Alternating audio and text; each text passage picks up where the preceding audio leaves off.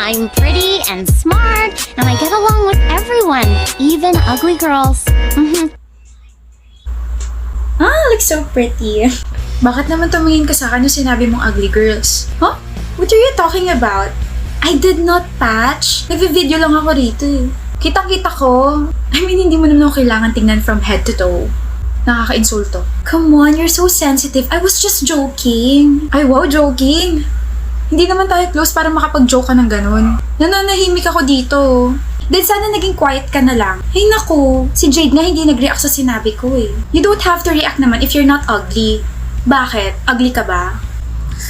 Hindi yun yung point ko. O sige na nga, you're not ugly but you're also not maganda. You're plain and boring. Hindi bagay sa'yo yung fit mo, like feeling expensive ka dyan. Tama na nga yan. Hindi siya pangit, Eva. Ano may sinasabi ko, di ba, Patch? Oh, para sa naman to mirror na to? My makeup is fine. Ulitin mo yung sinabi mo at tumingin ka sa salamin kapag sinabi mo na yung ugly girls. Para maramdaman mo kung ano yung na-feel ni Patch sa ginawa mo. Why are you like this? Hindi naman ikaw yung sinabihan ko ah. Magkaibigan tayo pero mali ka. This is why you should think before you open your mouth. Whatever, hindi naman ako maapektuhan sa ganun. I'm not ugly. Huy, pangit ka pa rin, Eva. What? Ano silbi ng pagiging maganda mo kung ang pangit naman na ugali mo? Diba? Ano sabi mo? You get along with everyone? Look around you. Ginajudge ka na nila. I was looking forward pa naman na maging kaibigan mo dahil seatmates tayo pero nagtatanim kasi ako ng sama ng loob so wag na lang. As if I wanna be friends with you. Talk to my hand. Oh, ba't ka ganyan makatingin, Jade? Eva, hindi na tayo mga bata. That kind of attitude, it can ruin you more in the future. Ikaw ang mawawalan, maniwala ka sa akin. Palagi mo na lang tong ginagawa. It's not too late para magkaroon ng character development. Lucy, may sasabihin daw sa'yo si Eugene. Wala. Meron, gusto ka raw niya. Hoy! Gusto mo ako, Eugene? Kilala mo ako? Oo, di ba nagkakilala na tayo ng grade 7 tayo? Wow. Gusto mo pag-usapan? Pag-usapan feelings ko, naku, wag na, nakakahiya. Okay. Lucy! Nandito na eh. Pahingi lang ako ng 15 minutes mo. Aaminin ko lahat. Gusto kita, Lucy. Gustong-gusto talaga kita. Grade 7 pa lang tayo, crush na talaga kita. Alam kong opposite tayong dalawa. Nasa star section ka, tapos ako laging nasa last section. Madali ka mag-focus sa ibang bagay, tapos ako madaling ma-distract. Talented ka, tapos palagi ka representative sa labas ng school. Matalino ka, tapos ako gwapo lang. Ang ibig ko sabihin, consistent escort ako simula grade 7 hanggang ngayong grade 10. We're not perfect and things... Takting English yan. Hindi tayo bagay sa ibang mga aspetong bagay, pero perfecto ang feelings ko para sa'yo. Gusto kita, Lucy. I appreciate your bravery for confessing in front of me, Eugene. Hindi lahat kayang gawin yan, but Pwet? I wanna focus kasi sa studies ko. You can, hindi ako hahadlang sa pag-aaral mo. Gusto ko lang ilahad yung nararamdaman ko para sa'yo. I'm not, hindi mo na kita liligawan kasi alam kong focus ka sa goal mo. Distracted na nga ako, tapos dadamay pa kita. Ayos lang. Dito lang ako. I'm sorry, Eugene. Ako! Walang dapat ika-sorry. Ayos lang talaga. Ayos na ayos. Lucy! You cheat? Para hindi tayo nagkita 6 months ago, ah. Sandali lang naman yung pagkikita na yun. Namiss pa rin kita. Pero the hair. I love the hair. Ang powerful mong tignan, architect. Hindi naman. Ang hinhin mo pa rin talaga, no? At ang ingay mo pa rin talaga, no? Ngayon ko lang na-realize na you grew up so well. 10 years na yung nakalipas, pero height mo, same pa rin.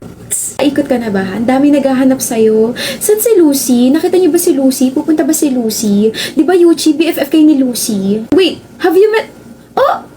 Ayun siya, tawagin ko nga. Wag na. Eugene, nandito na ang yayaman ng business owner namin, si Eugene! Manahimik ka nga. Eugene! Si Lucy, oh, yung crush mo nung high school tayo. Naalala ko na ako yung may dahilan kung bakit napaamin ka bigla. You've changed, guys! Hi, Architect Lucy. Hi, Eugene. Hi lang, walang kiss. Char, sige, usap muna kayo. Catching up with the ones that got away. Yeah.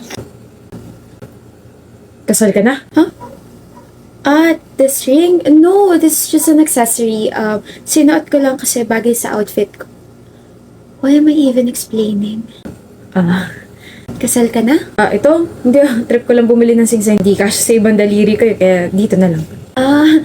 Akala ko kasi kasal ka ni. Ano tong naririnig ko? Anong kasal? Ha? Anong kasal-kasal? Paano ikakasal to? Ay, nihintay ka nitong si Eugene. Pagod na ako sa inyong dalawa. Kailan ba magiging kayo, ha? 10 taon na wala pa ring usad. Yuchi, ikaw Lucy, kailan mo aamin sa sarili mo na may gusto ka talaga dito kay Eugene? Na all this time, hindi ka nagkaka-boyfriend dahil hindi mo wala sa isip mo tong lalaking to. Alam mo bang one time nagreklamo sa akin to si Lucy nung high school tayo kasi bigla ka na lang daw lumayo after your confession? Ngayon ako na magsasabi kasi nahihirapan ako sa inyong dalawa. Ako'y naiinip eh. Lucy girl, hindi lumayo sa'yo si Eugene nung high school tayo. Ano ba? Si Eugene? Never siya lumayo. He's always been there.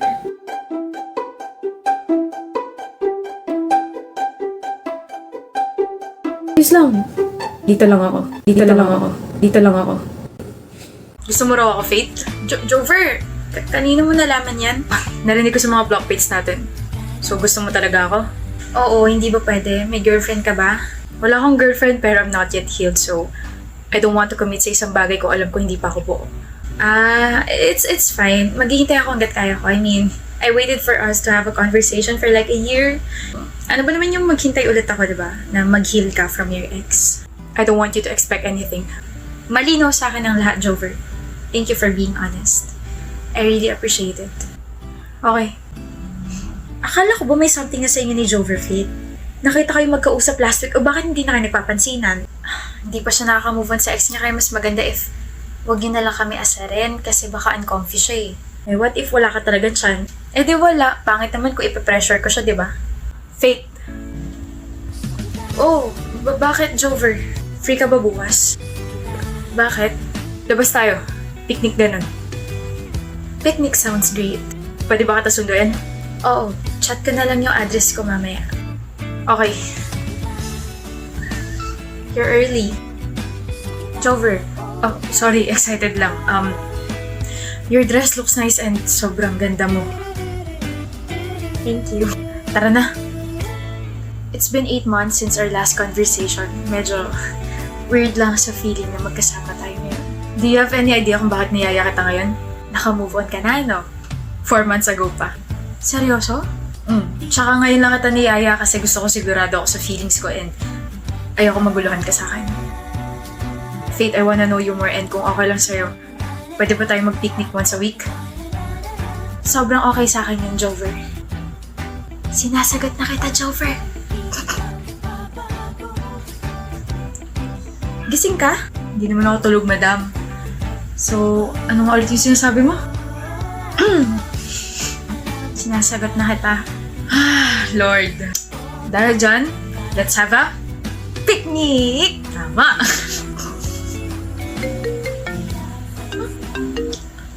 Hello po, tita. Iha yung anak ko. Bakit po? Ano po nangyari kay Jover? Papunta na po siya rito sa bahay namin. Sinaksak ang anak ko. Pinatay siya. Po? What's wrong, love? Jover. Love. Wala. Nightmare lang. Akala ko naman kung ano nangyari sa'yo. Go back to sleep. Tatabihan kita maya-maya lang.